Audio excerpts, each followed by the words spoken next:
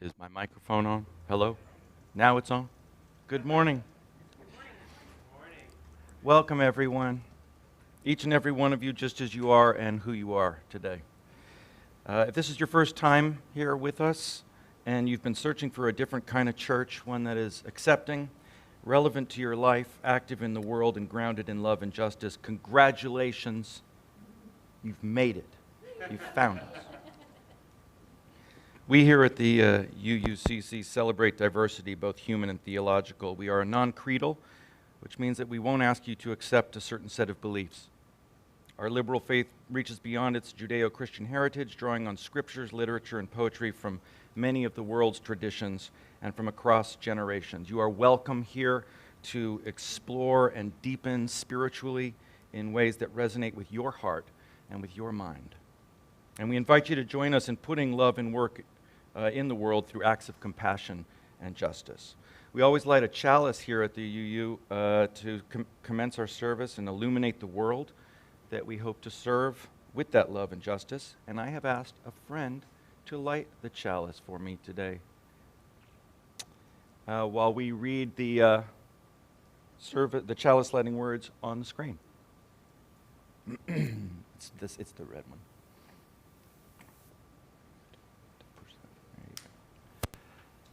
In the light of truth and the warmth of love, gather to seek and to share.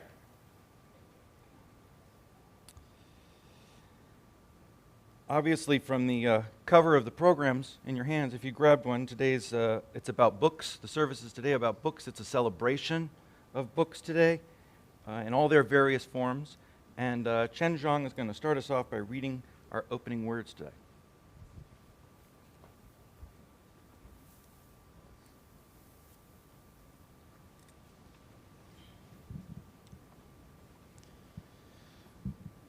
This is a passage from Playing in the Dark by Toni Morrison. As a reader, before becoming a writer, I read as I had been taught to do. But books revealed themselves rather differently to me as a writer. In that capacity, I have to place enormous trust in my ability to imagine others and my willingness to project consciously into the danger zones such others may represent for me. I am drawn to the ways all writers do this. The way Homer renders a heart-eating cyclops so that our hearts are wrenched with pity.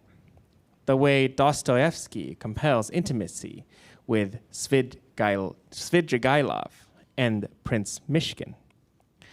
I am in awe of the authority of Faulkner's Benji, James's Maisie, Flaubert's Emma, Melville's Pip, Mary Shelley's Frankenstein. Each of us can extend the list. I am interested in what prompts and makes possible this process of entering what one is estranged from, and in what disables the foray, for purposes of fiction, into corners of consciousness held off and away from the reach of the writer's imagination. Imagining is not merely looking or looking at, nor is it taking oneself intact into the other. It is, for the purposes of the work, becoming.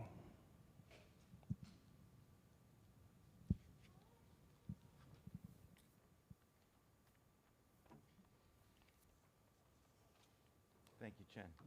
Thank you very much. Hello, am I back on? Am I on? Yes, there I am. So I'd like to do a sort of two-part greet your neighbor right now, which is this. If you've brought a book today for our Hidden Gems book borrow, then I would like you to please, at this time, we can all come up and place our books on the table. Our young readers will place their books here, and our grown-up readers will place their books here. And what I'd like you to do after you've placed your books, find a neighbor, find someone you haven't spoken to in a while or an old friend, and ask them what they're reading or what they have read recently. It could just be a magazine article or maybe it was a sign in a subway station in New York. Whatever it may be, ask them what they've been reading lately, and come on up and drop your books up here on the table for us for the Hidden Gems book borrow. Everybody, come on up. If you brought a book, come on up. And when Selena starts singing, we can all sing the hymn too. Take a few minutes.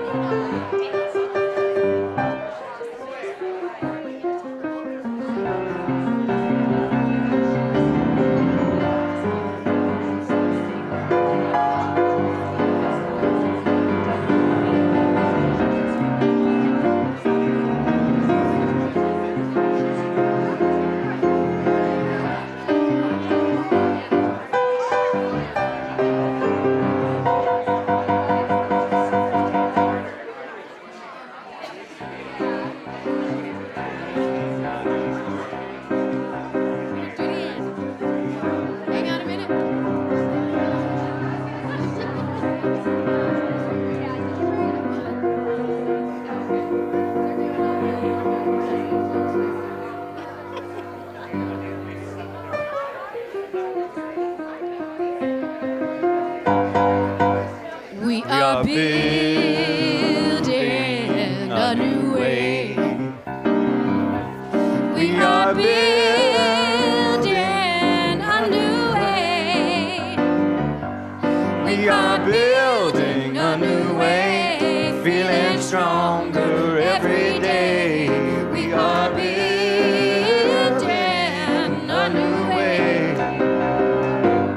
We are reading a new book. Switch that Next slide. Here we go. Are reading a new book. We are reading a new book. If you dare, come take a look. We are reading a new book. We will share ideas. We will share ideas and words. We will share ideas and words. Free our minds to free our world. We will share ideas and words. We can feed our every need. We can feed our every need. We can feed our every need with love that is the seed. We can feed our every need.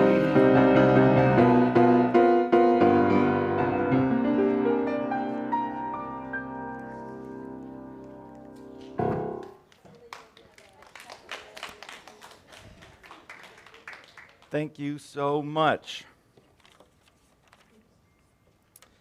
Okay, now is the time for all ages. So if I can have all of my young readers come on up here, especially young readers who brought a book to share with others today. I need everybody to come on up here who brought a book or who wants to take part in our Hidden Gems Book Borrow for Young Readers.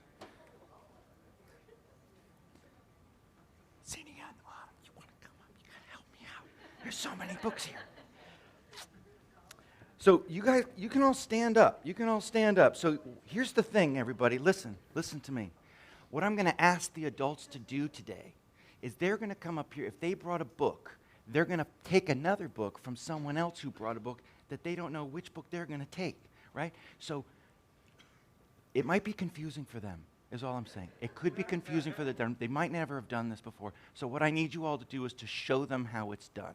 So we're going to do our book exchange over here with the young readers right now, okay? So you're not going to pick a book that you took. Let's see. Does someone, what does this one say? This one say? For girls, age 6 and 10. For girls age 6 to 10. Common sense. Common sense adventurous stories. Super sleuth. Ah, interesting.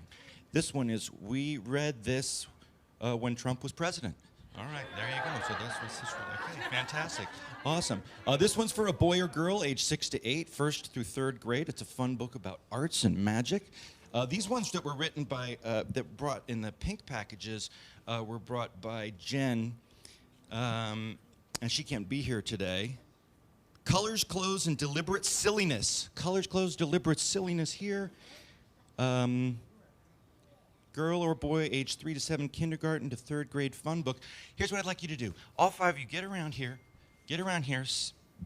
Don't pick your book yet. That's okay. I want you to participate anyways, because people who didn't bring a book here who were adults can also come up and take a book too, because I think there's some extras.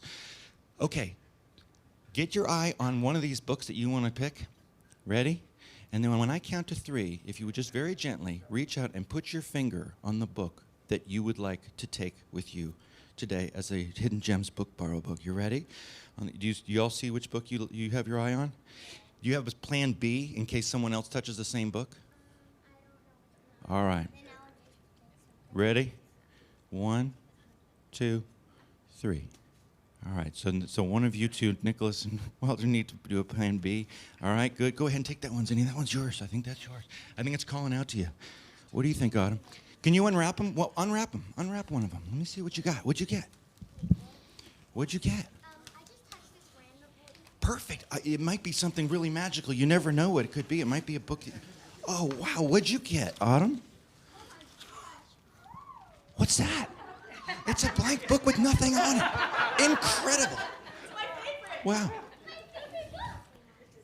Does one of you have a title that you can read out loud for everybody here? You can tell us. What'd you get, Nicholas? Blue Hat, Green Hat, the Oops book. The Oops book. Blue Hat, Green Hat, the Oops book up here. What about you, Autumn? What'd you get? Can you tell everybody what you got, Autumn? The Talented Gentleman. Clementine. Wow. The Talented Clementine. How about that? And another Clementine. What'd you get, Zinnia? Magic Puppy and Class Pets. Oh, can you hold that puppy up for everyone? I think everybody would really like to see. Look at this book that Zinnia just lucked her way into, okay? This is what happens in the magic of the Hidden Gems book borrow. David, what'd you get? Still opening it? What'd you get there? Where is the green sheep? Hold that up for everyone. David, look at that. Where is the green sheep? Wow, fascinating. Walter, did you ever figure out what happened inside the book there where you don't have anything on the cover? White paper. Amazing. It's a book written in invisible ink, everyone. And the Sun. Clara and the Sun. Oh, by Kazuo Ishiguro. I read that. That's a good book. That's going to be fun for you, I think. Excellent job. Well, we even have some leftover books for any other young readers who didn't want to come up right now and take one, who might want to come up later. But great job. Why don't you can all take those books with you as you go downstairs, and we will sing our children downstairs right now, if we wouldn't mind, with the children's recessional. Thanks, everybody.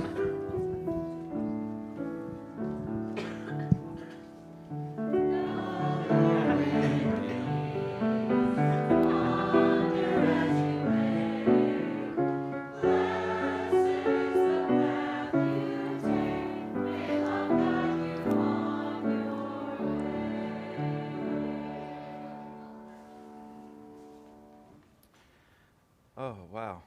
Look at this beautiful pile of books up here. I'm so happy. Thanks, everyone, for participating today. Great. Yes, please. I'd like now, if we could, to settle into this moment.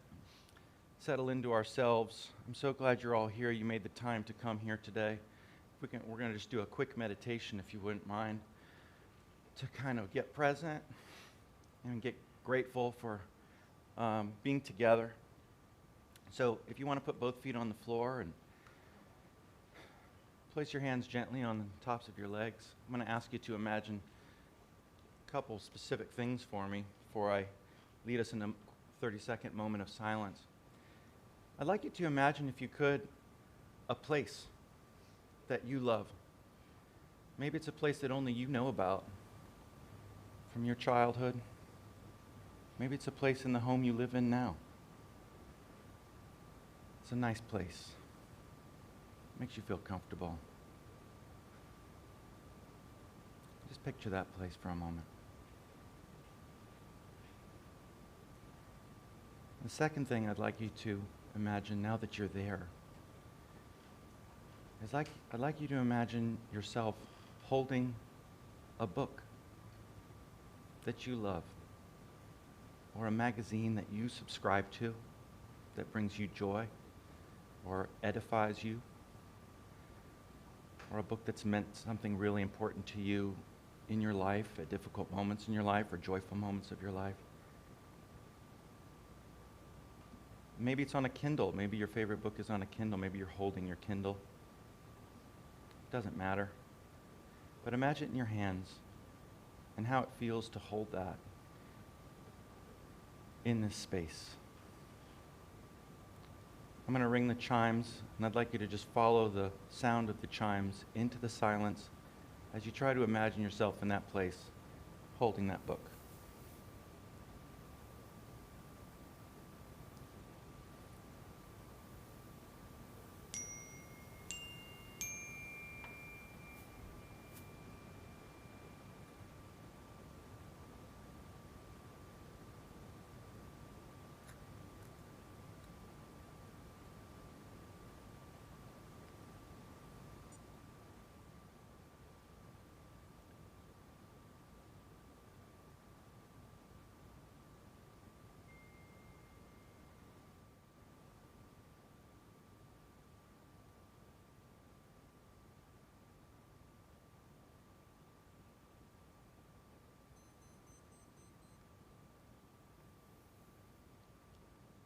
Thank you. We light candles for our joys and concerns here at the UUCC, so if there's something in your heart that's heavy or something that's bringing you a lot of joy today, we welcome you to come forward and light a candle in honor of that.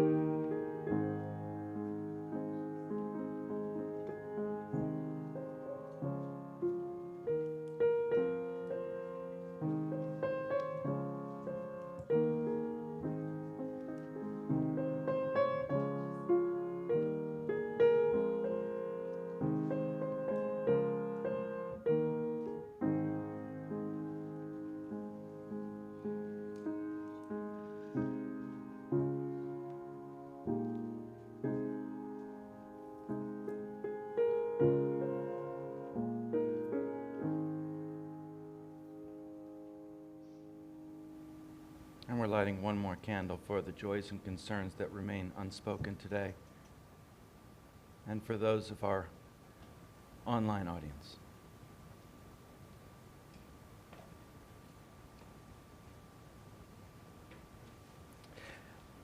I'd like now to welcome up here one of my favorite librarians here amongst our congregation, Andy Foskey, everybody.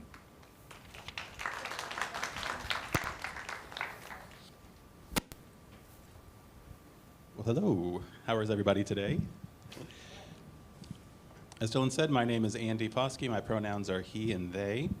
And most of you probably know that during the week, I get to be a librarian at Chat State at the community college here in Chattanooga. And a few weeks ago, during GA, so a lot of you were there in Pittsburgh or online representing our congregation. I was actually at a different conference in Chicago, the American Library Association conference. And I got to gather with librarians and authors and other people in the industry. In this great gathering, it really invigorated me with passion for my career and reminded me time and again of the importance of libraries, which is what Dylan had asked me to spend a few minutes this morning talking to you about. And I was just filled with so much gratitude and joy, but also reminded of a lot of the challenges and hardships that we're facing right now as a country. So librarians, we're really at the forefront of defending your right to access free access of quality information. And at the conference, there was an awards ceremony. And one of the awards was presented by someone that you may all know about. His name is Daniel Handler, but you may know him as Lemony Snicket. He is a very famous author.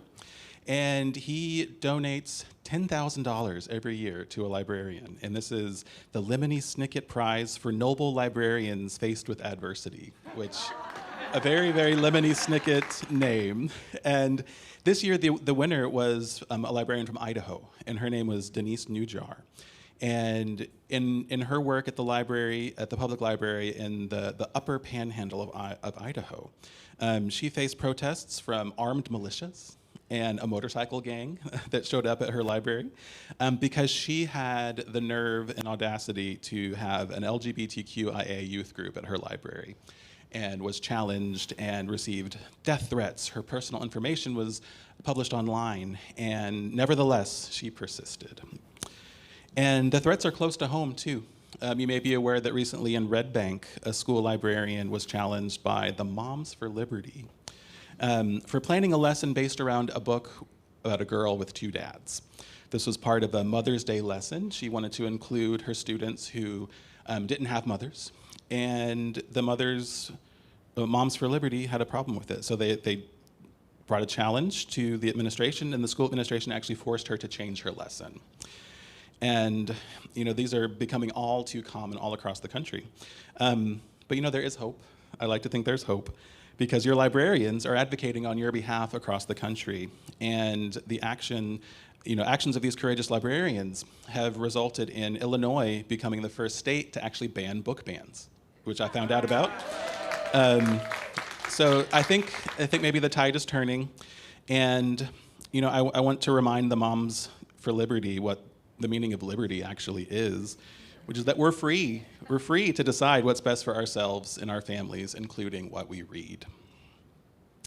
And finally, librarians are also fighting the good fight against fake news and misinformation.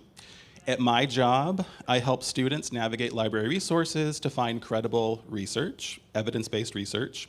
I teach critical thinking skills to help them verify the claims they find online. And I teach them how to cite their sources. And this is something that really seems especially important today. And not only do I help them cite their sources, but I instill in their minds why it's so important to do that. And this is sacred work for me and for my colleagues. So the next time you read something online, you see a claim, maybe it's a meme or something, maybe that seems a little iffy, maybe it seems too good to be true. Make a librarian proud by verifying the facts before you share that information, because when you do this, you are helping making the world a better place.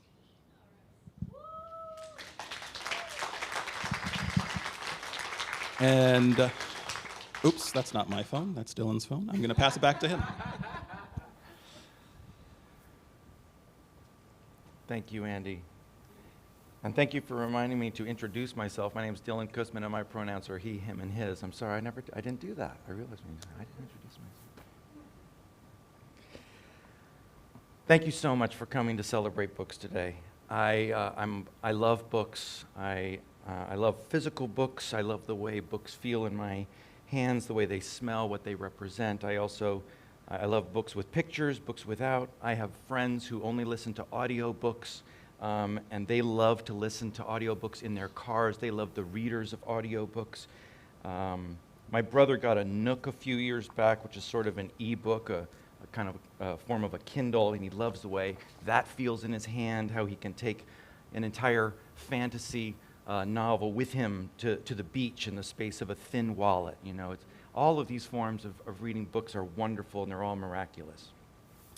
I wanted to show you this beautiful book I just read. It's called, look at this beautiful thing. It's called Red Sands, Reportage and Recipes Through Central Asia from Hinterland to Heartland by Caroline Eden. She's written 3 of these books, and they're travel books. She talks about her travels through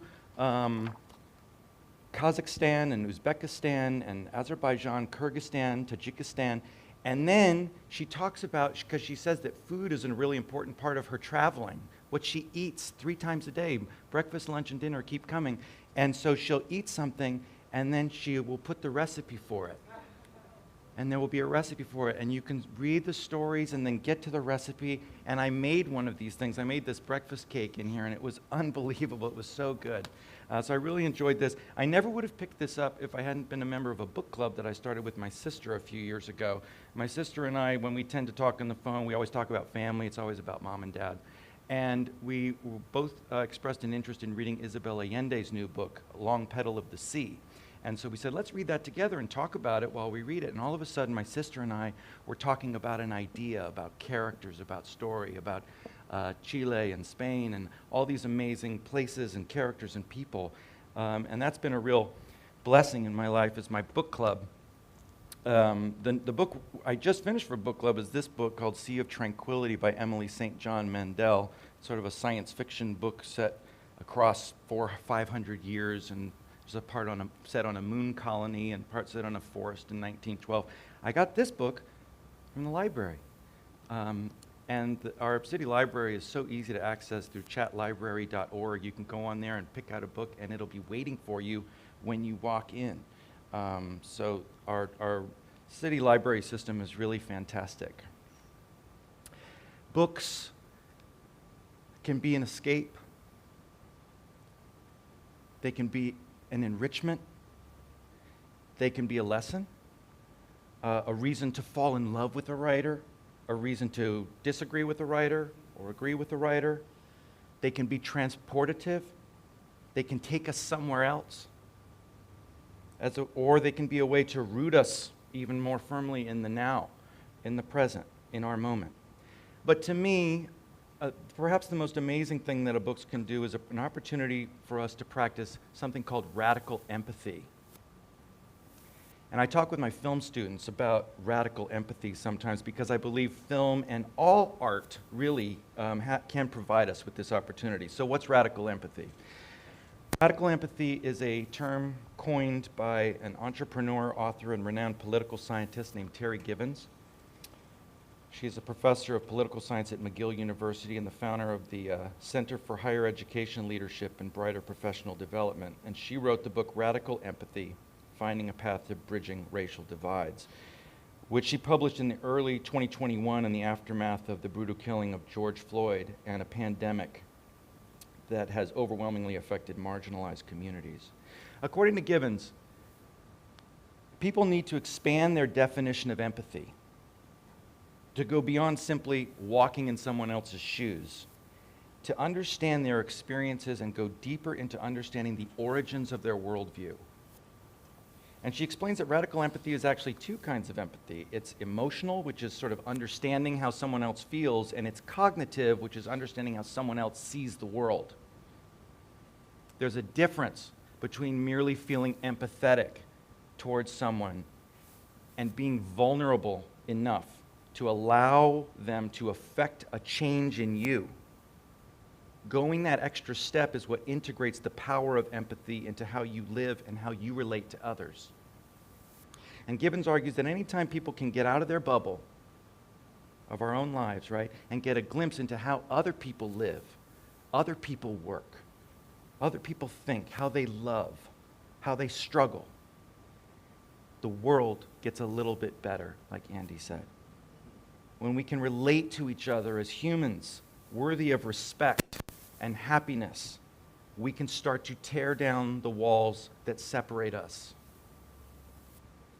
As Andy mentioned, these days the ability and the right of a reader, especially a student reader, to lay their hands on a book that might allow them to experience radical empathy is under attack. Across the country, books that feature LGBTQIA+ characters and themes or that deal with the negative impacts of racism are the targets of parents' moralistic outrage. According to PEN America, a nonprofit organization that works to defend and celebrate free expression in the United States and worldwide, during the first half of the 22-23 school year, PEN America's Index of School Book Bans lists 1,477 instances of individual books that were banned, affecting 874 unique titles. That's an increase of 28% compared to the prior 6 months, January to June of 2022. That is more instances of book banning than recorded in either the first or the second half of the 21-22 school year. Over this 6-month timeline, the total instances of book bans affected over 800 titles, which equates to about 100 titles removed from student access every month. This year, school book bans are most prevalent in Texas, Florida, Missouri, Utah, and South Carolina. These bans are driven by a confluence of local actors and state-level policy, and the implications of bans in these states are far-reaching, as policies and practices are modeled and replicated across the country. In October of 2022, Texas State Representative Matt Krause asked every school district to scour their libraries for 850 books. This was the infamous Texas list. Governor Abbott asked that officials investigate any criminal activity in public schools after complaints about 2 LGBTQ-themed books that he claimed were quote-unquote pornographic. The Texas Library Association actually set up an anonymous hotline for librarians afraid of job consequences.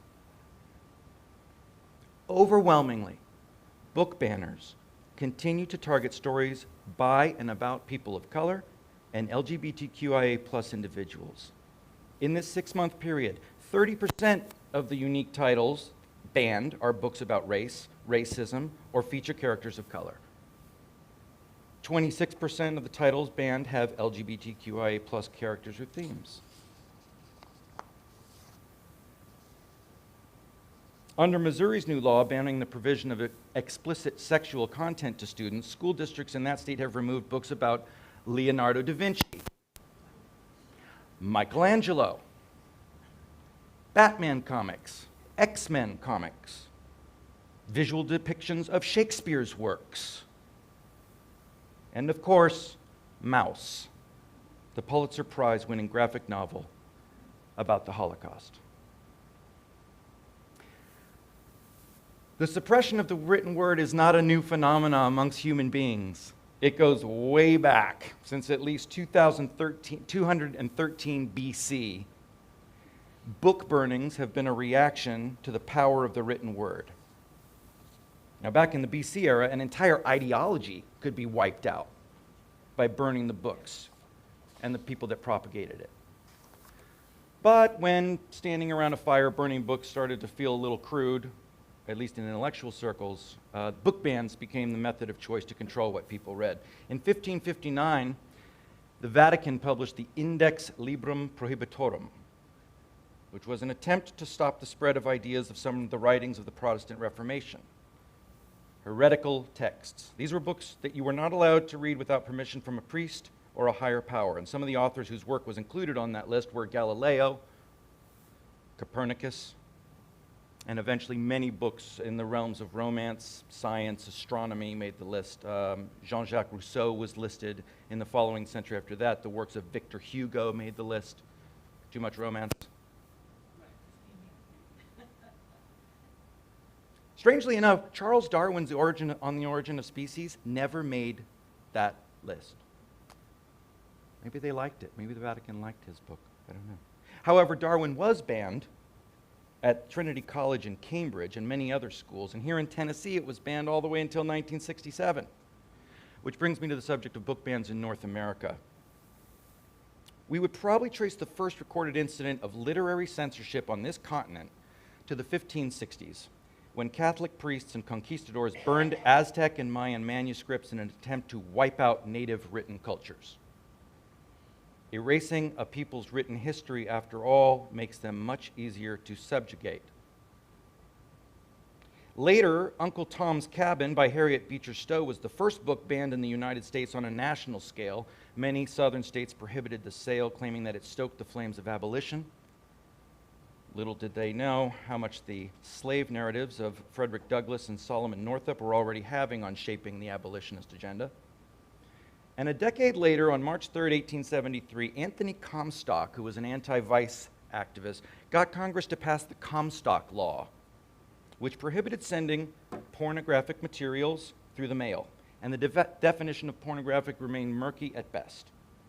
So, anatomy textbooks, doctors' pamphlets having anything to do with reproductive health.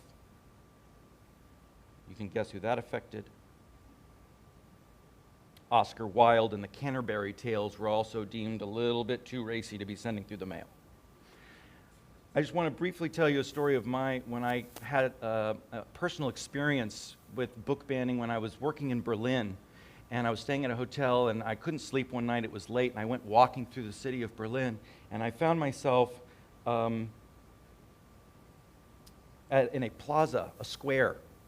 And in the center of the square was this clear glass pane of glass. And I went, what is that? And I walked up to it, and I looked down into it, and it was a clean white room set in the ground underneath this glass with empty bookshelves. No books in the shelves. What I came to understand by reading the plaque was that this is something called the Empty Library. It was built in 1995. Public memorial by an Israeli sculptor. And it's meant to be a remembrance of the Nazi book burnings that took place in that Bibelplatz in Berlin on May 10th, 1933.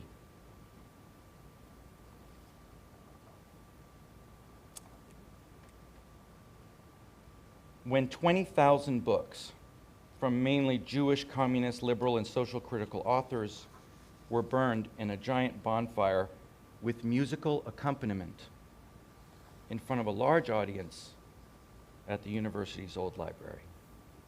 In the decade that followed, the Nazi government burned thousands of books by Jewish and communist authors, including books by Albert Einstein, Sigmund Freud, Ernest Hemingway, Helen Keller, Lenin, Jack London, Marx, Upton Sinclair, Stalin, Trotsky. The names went on and on.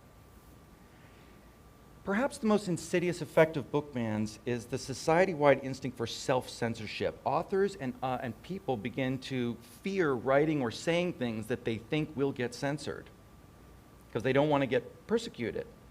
Fear for the safety of themselves, for their families, for their readers. Censorship amplifies the voices of those who hold power and silences the marginalized. I just want to go a little right into where Andy went, which is humans are not lost. We are born to resist this kind of stuff. We have Banned Books Week in this country. Banned Books Week. It was launched in 1982. It brings together an entire book community and is typically held each year in the last week of September, so it's coming up. Banned Book Week coverage by mainstream media reaches 2.8 billion readers. Texas students are starting book clubs around the books that have been banned in their schools. There's a group called Freedom Fighters, F-R-E-A-D-O-M, Freedom Fighters, started by a group of Texas school librarians. Thank you, librarians. which finds and supports librarians who need support and help. They've created a Twitter account with more than 6,000 followers. They have a hashtag, hashtag freedom, a website, and they continue to create weekly actions to raise awareness of intellectual freedom and to defend the right to access information for school library users. If you'd like to read more about the amazing work that PEN America does and support their mission, you can do so at pen.org. And we also have hope right here. I'm almost done, everyone. We also have hope right here today. We are not banning books today at the UUCC. We are not burning them. We are doing what was really meant to be done with them. We are sharing them. Because when we share books with each other, we're making an offering of ourselves. We're saying, this meant something to me. This changed the way I think. This changed the way I feel, the way I see and hear the world. And perhaps it will change the way you see and hear it too. We share books without expectation. They might not be liked. It might not do it for the person who picked them up, right? Most authors put out books with a similar lack of expectation. They're unsure whether their words will resonate with an audience. But when they do, the author and all of us feel a little less alone. We are not alone. We have stories to share, and I'm so glad that you brought your stories to share with us today.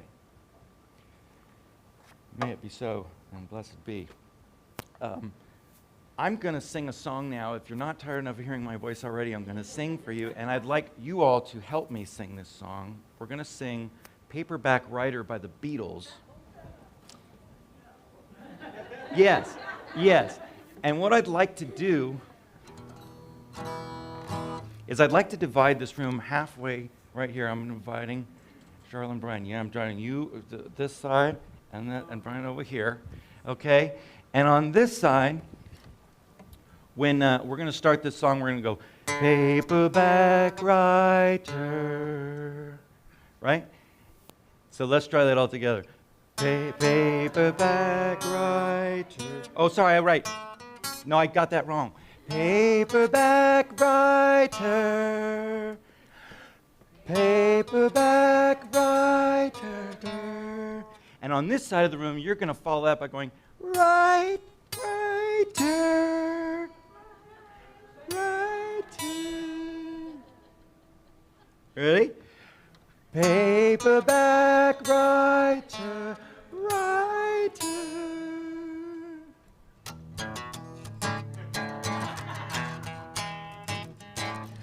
Dear sir, madam, will you read my book? It took me years to write, won't you take a look?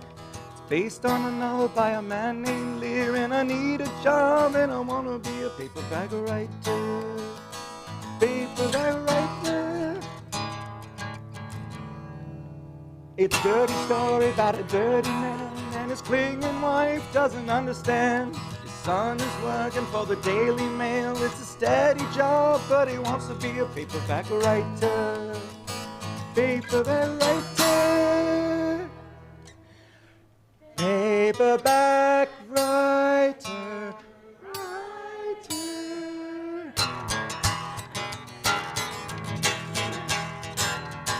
It's 1,000 pages, give or take a few. I can write some more in a week or two.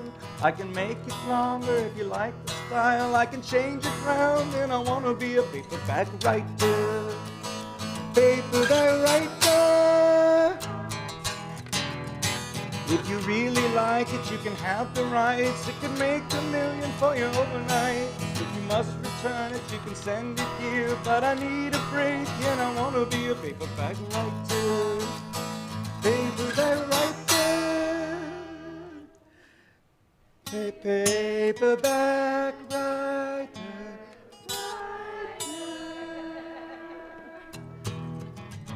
Okay, now I want to divide us into 3 parts now. So I got this section over here, right? And I got my middle section over here.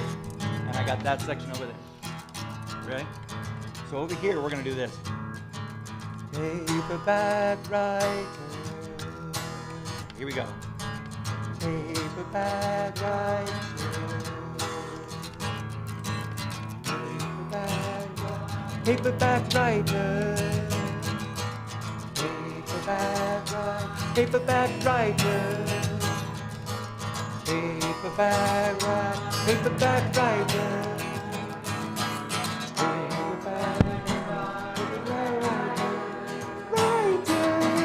Paperback writer, paperback writer, paperback writer,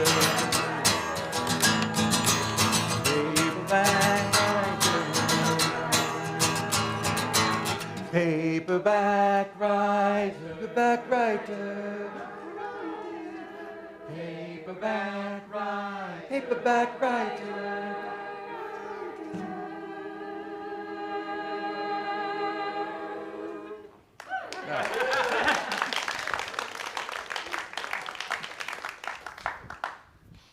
Thank you for indulging me on that.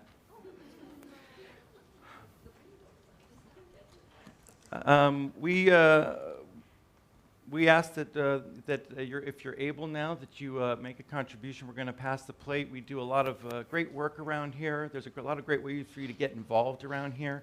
To that end, we ask that you give what you can. If you're new here, we ask you to feel free to let that plate pass you on by. But if you do have a contribution to make to UUCC this morning, your donations will be gratefully received.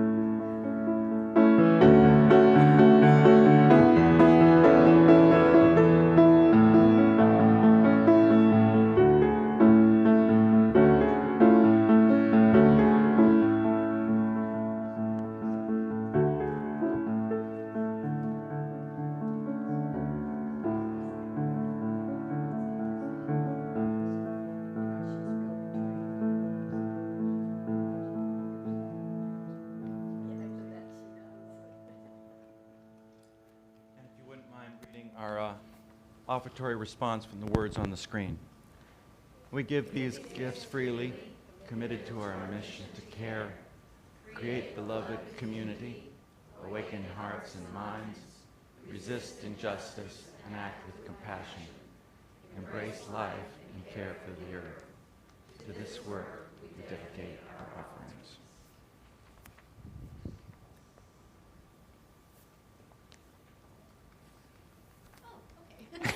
I'll talk. Hey, please stand and join me in singing one more step.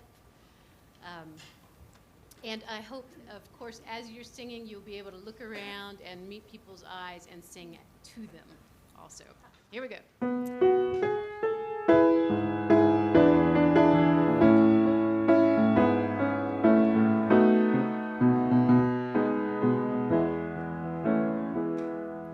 One more step. We will take one more step till there is peace for us, and everyone will take one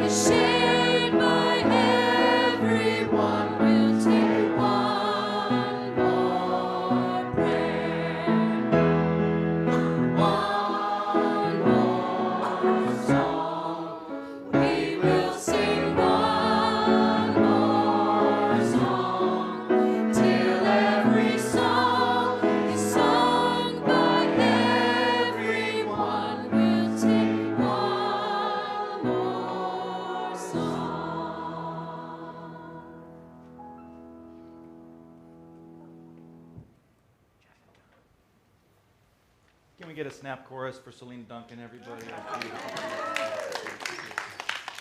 So lucky to have her. So lucky to have her. Thank you so much. And now I'd like to welcome Reverend Pam Johnson to the stage.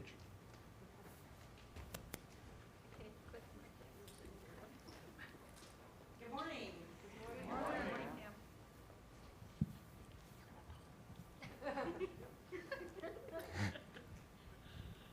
Well, you thought about some of the things that I was going to share today, too. Dylan asked me to talk a little bit about the benefits of joining a book club. We have sort of an informal book club that Jen Horning and I started. Our next meeting of it is actually going to be next week after church. We've been doing something about once a quarter. This will be the third book that we've read together as members of the congregation. So if you are interested in joining us for the next book that we read, I encourage you to listen for announcements about that. Also, another shameless plug for the fall. Beginning in October, I'm going to be leading a 5-session class on the Hebrew Scriptures, which is a collection of books. And if you are interested in maybe reading some of these books of the Bible, not literally, but literately, I invite you to join with us. And I was sitting here and you were talking about books banning. I'm thinking about, the Bible. We've got the Song of Solomon's pretty racy, and there's incest in there. There's racism. There is, let's see, what else? Polygamy. That might need to be considered as a book to ban. So, reasons to join a book club. First major one, you can diversify your reading habits. Dylan mentioned the radical empathy. As Unitarian Universalists, one of our major principles is love and accepting the inherent worth and dignity of every person and the interconnectedness of all people and beings. So reading books by people that come from a different racial background, cultural background, a different identity, maybe from a different historical time period that you weren't aware of, how it impacted things today, might be something that you might be interested in. It might expose you to different genres of reading than you typically read, or different topics. I'd also like to point out that the Unitarian Universalist Association has each year they host a common read. Here are some from the past. These are in our church library, which is just out in the fellowship area to the left. Some former topics, Just Mercy by Brian Stevenson, which looks at prison, I'm not saying this, looking at some of the very non-just practices of incarcerating people. Defund Fear is another. There's several others in the back, the New Jim Crow, so that's an area that you could expand your reading horizons and live into your UU values. The current common read is called On Repentance and Repair, Making Amends in an Unapologetic World. So if you Google UUA and common read, you can see what some of the past books have been. Second major reason for joining a book club is community. Having the social interaction with other people, making new friends, meeting new people. And a book club is not just about books. The issue that's brought up in the book or the characters might give you a launch pad into a discussion about other topics that are important to you or the people that you're meeting with. Let you be more conversational and talk about topics you normally don't. If you're a parent and you seem to be talking about children a lot, maybe a book club would give you an outlet for another source of conversation. Third major reason, for wellness. Reading or belonging to a book club or any kind of social group can actually help you live longer. There was a specific study that was done looking at people who were on the verge of retiring. Those that had belonged to two social groups prior to retirement had only a 2% risk of death in the first years following retirement. If they lost one of those groups, that risk of death rose to 5%, and if they lost both of the membership in both of those groups, risk of death rose to 12%. They also found that the effect of social group memberships, such as book clubs, on mortality was comparable to that of exercise. Sounds good to me. A book club can keep your brain sharp. It'll help improve your memory, reduce the risk of dementia, and it can reduce stress. A 2009 study that said even just 6 minutes of reading can reduce stress levels by more than 2/3. And in this study, it seemed to work better and faster than listening to music, going for a walk, having a cup of tea, or playing video games. So those are some considerations for joining a book club. Feel free to join the one we have here. There are others around town, and I encourage you to take part or start one of your own with a book that you really want to share with other people. Dylan also asked me to give a sort of blessing for the books that we have, and so I'd like to offer that now.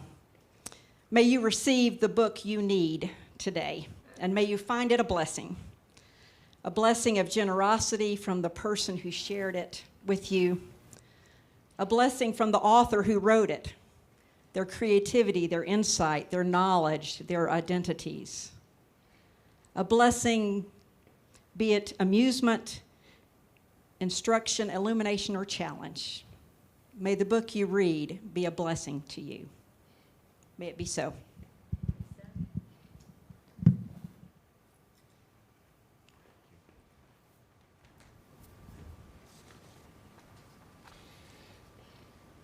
And we've come to the time in our service where we're going to extinguish our chalice. Would you mind coming up and doing this? If you want to read the words for the chalice extinguishing on the screen.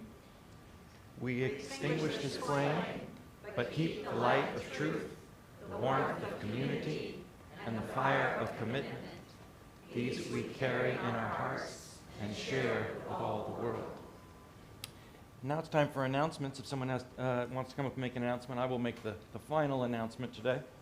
But whoever needs to make an announcement is welcome to come up and take the mic. There's the hat. The hat goes on. You know it's coming.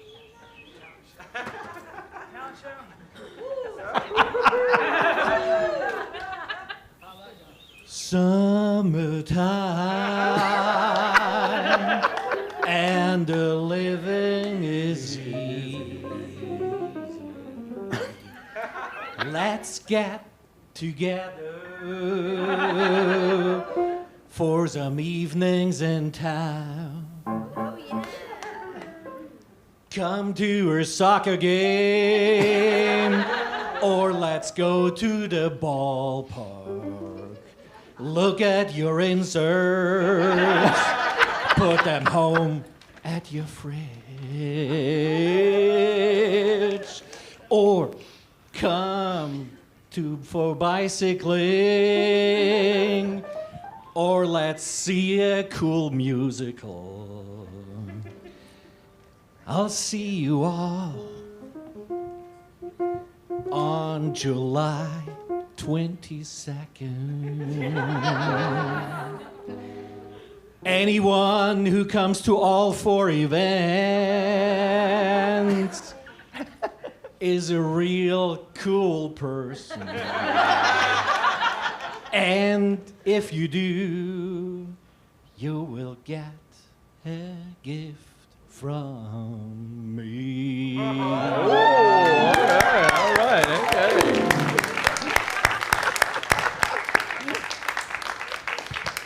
Anybody else?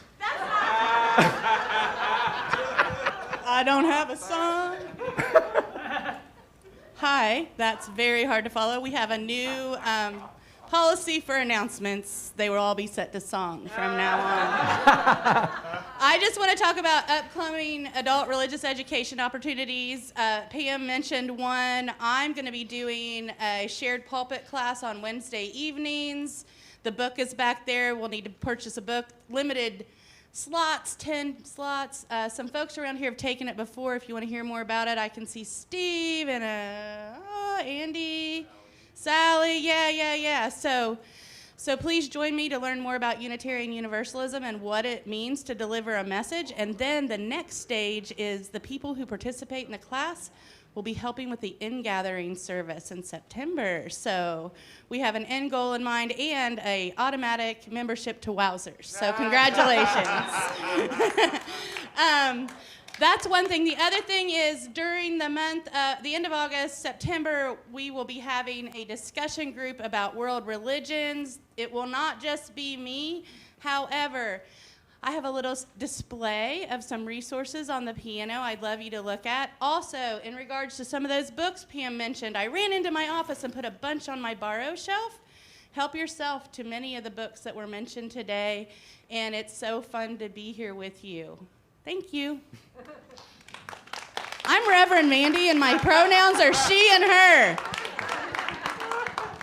Hello, I'm Selena. I'm the music director, but I'm not going to sing to you because I want you to sing to me, as a matter of fact. So you'll find a little slip of paper in your order of service. A couple of things that'll point out are All Music Sundays coming up on July 30th, which of course means you've got a job, right?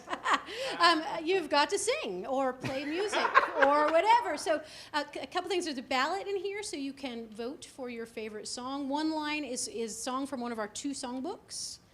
I know there are certain songs that are going to appear on that, right? But here's the thing, right? I'm going to look at these and base what I choose for that Sunday on the frequency of what I see. So if you find a second ballot on the floor and pick it up and write in your favorite song, hey, that's gonna go in. Anyway, so you can choose things from the songbook, any other songs that you just always wanted to sing at church. Also, that's not in one of our songbooks. Put your vote in there, and I will do my best to incorporate things so everybody has a chance to participate. The other thing is that if you feel like you've always wanted to make music at church, like in front of everybody, this will be a great opportunity. We have clarinet players, we have banjo players, we have guitar players in here, we have great singers as well, we have dancers as well. We have so many talented people in this congregation, and you might have just been waiting for your opportunity. So there, you can see that my email address is on there, music@uucc.org. You can send me an email if you want to participate, or you can just write your contact information on there. Yes?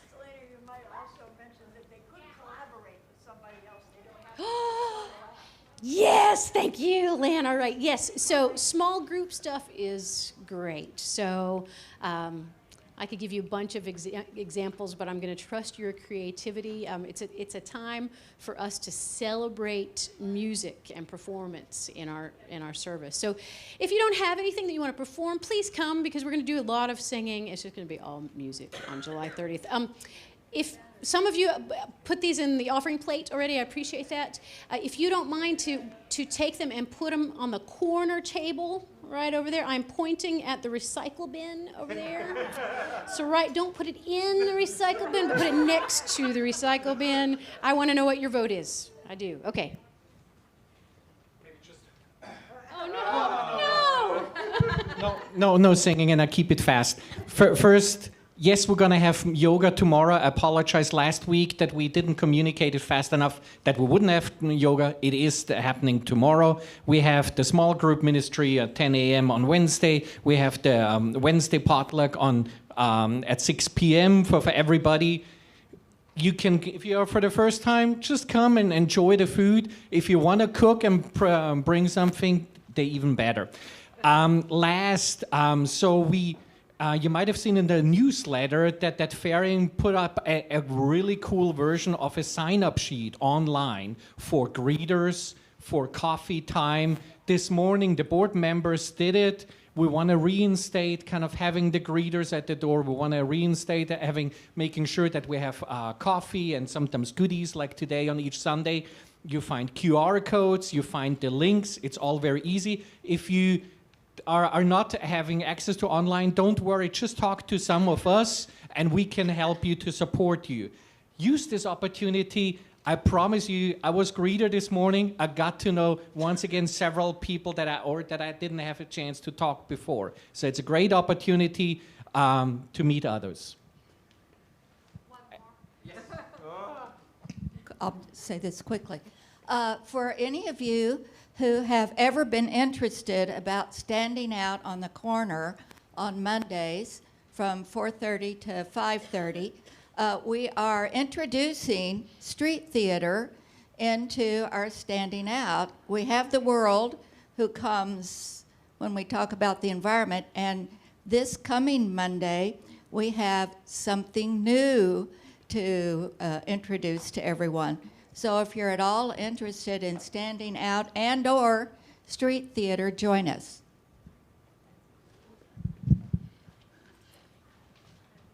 We good?